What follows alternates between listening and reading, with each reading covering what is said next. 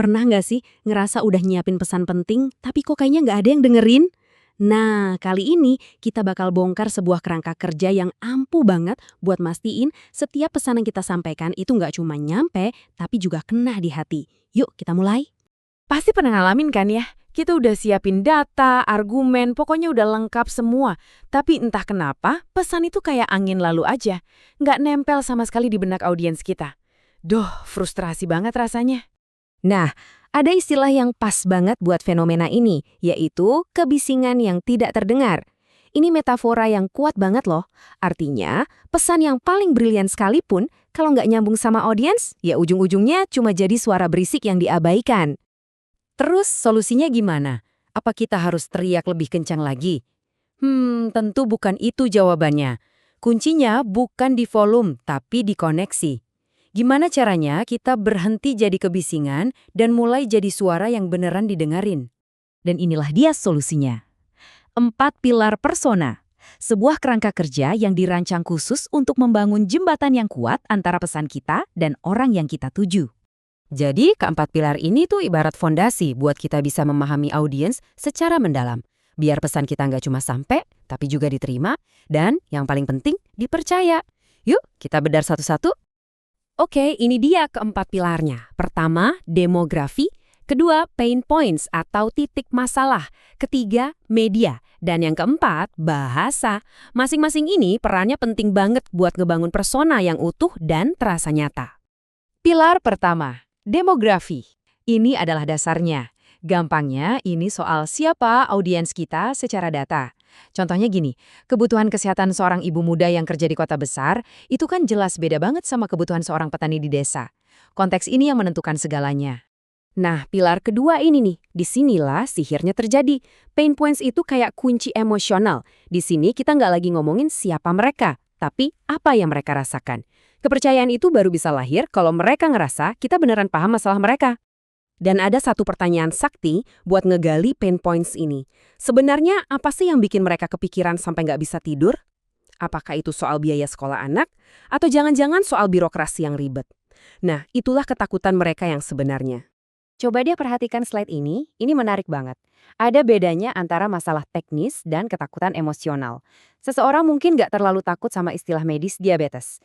Tapi mereka itu takut banget sama konsekuensi emosionalnya. Misalnya, takut nggak bisa lihat anaknya nikah. Koneksi emosional inilah yang harus kita sentuh.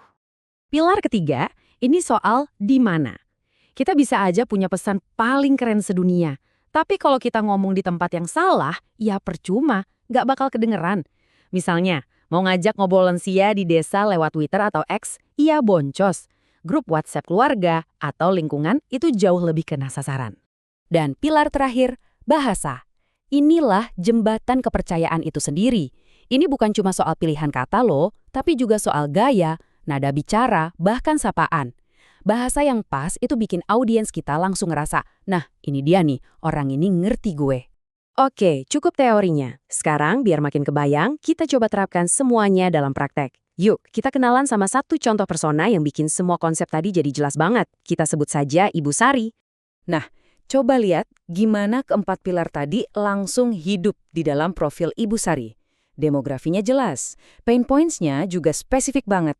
Takut anaknya stunting dan sebel sama birokrasi yang ribet. Kita jadi tahu harus cari dia di mana, di grup WhatsApp dan Facebook Reels. Dan kita juga jadi tahu cara ngobrol sama dia, pakai bahasa santai dengan sapaan akrab seperti bunda. Persona ini jadi terasa kayak orang beneran kan? Tapi, apa yang terjadi kalau kita salah pendekatan ke Ibu Sari? Gimana jadinya kalau kita gagal ngebangun persona dan jembatan kepercayaan itu malah ambruk? Ini contoh yang paling gampang. Kalau kita ngobrol sama Ibu Sari pakai istilah medis kayak hipertensi, bisa jadi kita malah menciptakan jarak. Pesan kita jadi terasa kaku dan asing. Tapi, coba deh kita pakai istilah yang lebih akrab di kupingnya, yaitu darah tinggi. Informasinya bakal langsung nyambung dan lebih gampang diterima. Dan risikonya itu nggak main-main loh. Pesan kita bakal jadi bising lagi, kita malah bikin suasana jadi kaku, informasi penting jadi nggak dipahami. Dan akhirnya, kita gagal ngajuk mereka untuk bergerak. Fatal banget kan kegagalannya? Nah, ini semua membawa kita ke kesimpulan, ke inti dari seluruh pembahasan kita hari ini. Sebuah ide yang kelihatannya sederhana, tapi dampaknya luar biasa. Jadi, poin utamanya adalah ini. Jangan pernah mencoba bicara untuk jutaan orang yang anonim, sebaliknya. Coba deh bikin pesan itu spesifik untuk satu orang, untuk ibu sari kita. Karena ketika sebuah pesan berhasil menyentuh hati satu orang secara mendalam, percaya deh, ribuan orang lain yang mirip dengannya juga akan ikut merasa terhubung. Dan saya mau tutup sesi ini dengan satu pertanyaan buat Anda. Dalam pekerjaan Anda, dalam setiap komunikasi yang Anda lakukan, siapa sih satu orang yang jadi target utama pesan Anda? Siapakah Ibu Sari versi Anda? Coba temukan dia, dan Anda pun akan menemukan suara Anda yang sesungguhnya.